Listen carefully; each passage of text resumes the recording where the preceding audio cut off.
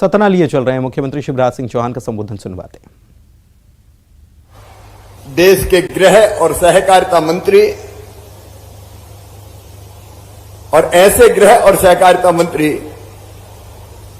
जिन्होंने प्रधानमंत्री श्रीमान नरेंद्र मोदी जी के नेतृत्व में चाहे कश्मीर से धारा 370 समाप्त करने का सवाल हो, चाहे 3 तलाक जैसी महिला विरोधी व्यवस्था को समाप्त करने का सवाल हो, जो असंभव था, लोग कहते थे हो नहीं सकता, लेकिन उसको संभव करके दिखाया है।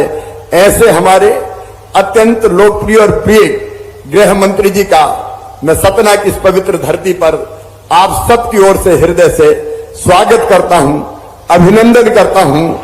ऐसे हमारे आदरणीय गृह मंत्री जी मंच पर विराजमान, हमारे भारतीय जनता पार्टी के प्रदेश के अध्यक्ष भाई बीडी शर्मा जी सांसद भी हैं, हमारे गृह मंत्री आदरणीय नरोत्तम मिश्रा जी, जिले के प्रभारी मंत्री आदरणीय विजय शाह जी, चिकित्सा शिक्षा मंत्री जिनके विभाग ने ये मेडिकल कॉलेज बना के तैयार किया है भाई विश्वास सारंग जी, हमारे लोकप्रिय और यशस्वी सांसद कर्मठ नेता भाई गणेश सिंह जी, हमारे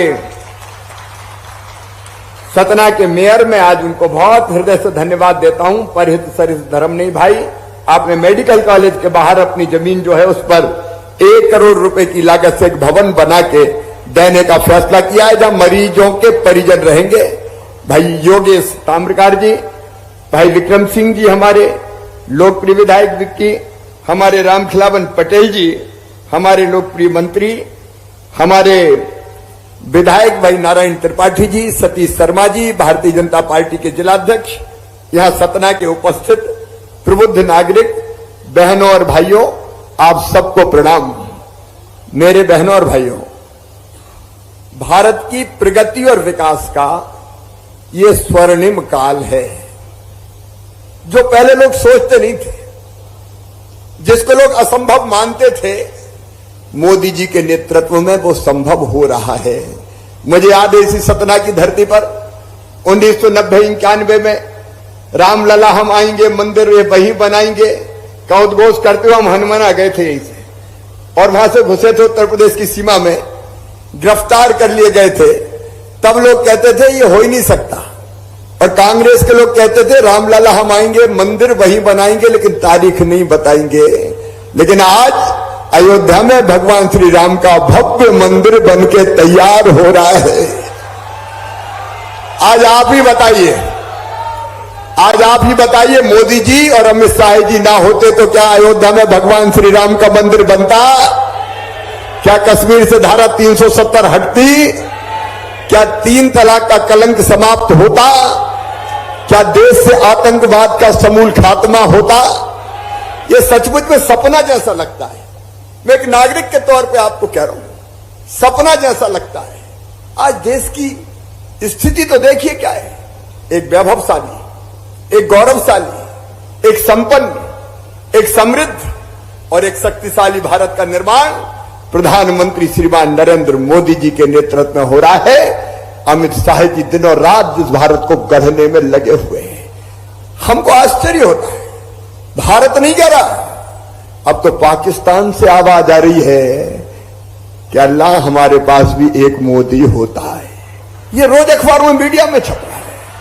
आप देखिए, रूस और यूक्रेन का युद्ध हुआ, हमारे बच्चे जो मेडिकल की पढ़ाई करने गए थे, कई बच्चे फंस गए, कैसे निकले, जान कैसे बचाएं? परिजनों को चिंता थी कि बच्चे सुरक्षित कैसे आएंगे। हमारे प्रधानमंत्री जी का एक फोन गया, रूस के राष्ट्रपति को भी गया, यूक्रेन के राष्ट्रपति को भी गया कि देखो हमारे बच्चे निकल रहे हैं, युद्ध विराम हो जाए, कोई हथियार ना उठाए, तिरंगा लेके भारत के बच्चे निकले। तो रूस भी पीछे हट गया, यूक्रेन ने भी लड़ाई बंद कर दी और हमारे बच्चे सुरक्षित निकल आए। हमारे पीछे बांग्लादेश के बच्चे भी निकल आए। भारत का मान सम्मान और कीर्ति और प्रतिष्ठा आज कहां है? सचमुच में मैं जो हमारे प्रबुद्ध नागरिक उनसे कहना चाहता हूं, मुझे याद आता है एक नरेंद्र ने कहा था 100 साल से ज्यादा पहले कि भारत मां एक बार फिर से अंगड़ाई लेके खड़ी हो रही है और विश्व गुरु के पद पर अधिष्ठित हो रही है। जो अंधे हैं वो देख नहीं सकते, जो बहरे हैं वो सुन नहीं सकते, लेकिन मैं पूरे आत्मविश्वास के साथ कहता हूं कि जो स्वामी विवेकानंद ने कभी कहा था एक नरेंद्र ने, वो दूसरे नरेंद्र के नेतृत्व में सचमुच में साकार हो रहा है। हम सबका सीना गर्व से फूल जाता है। अब मध्य प्रदेश को ही देखिए, ये मेडिकल कॉलेज की बात, कांग्रेस की सरकारों ने 50-60 साल में केवल 5 मेडिकल कॉलेज, उनमें से कुछ अंग्रेजों के जमाने के भी थे, एक नया मेडिकल कॉलेज नहीं। अगर नया मेडिकल कॉलेज खुला तो मध्य प्रदेश में भाजपा की सरकार के आने के बाद सागर में हमने खोला था, और आज 25 मेडिकल कॉलेज। ये कभी कांग्रेस के राज में बन सकते थे क्या? मैं आपसे पूछना चाहता हूं, बन सकते थे क्या? विकास की कोई दृष्टि नहीं थी। विंध्य की पवित्र धरा वालों, कितनी बार कांग्रेस ने बाणसागर योजना का शिलान्यास किया। जब चुनाव आते थे शिलान्यास का पत्थर गड़ जाता था कि बाणसागर का बांध बनेगा। कई बार पत्थर गड़े, लेकिन बांध बन के तैयार हुआ तो भारतीय जनता पार्टी की सरकार में तैयार हुआ। और आज विंध्य की धरा में जो हरितमाएं चारों तरफ हरियाली छाई है, वो भारतीय जनता पार्टी की सरकार के कारण। बरगी डैम का पानी 14 किलोमीटर अंडरग्राउंड टनल खोद के, जिसमें कई तरह की बाधाएं और विघ्न अगर यहां ला रहे हैं सतना की धरा पर, तो भारतीय जनता पार्टी की सरकारें ला रही। अब विकास तो देखिए चारों तरफ, शानदार सड़कों का जाल। कोई 10, 20, 15 साल पहले देखता सड़कें कैसी थी, चारों तरफ हाईवे बन रहे। मैं बात लंबी नहीं करूंगा, लेकिन विंध्य के विकास के लिए मित्रों हमने संकल्प लिया है विंध्य एक्सप्रेस वे बनाने का।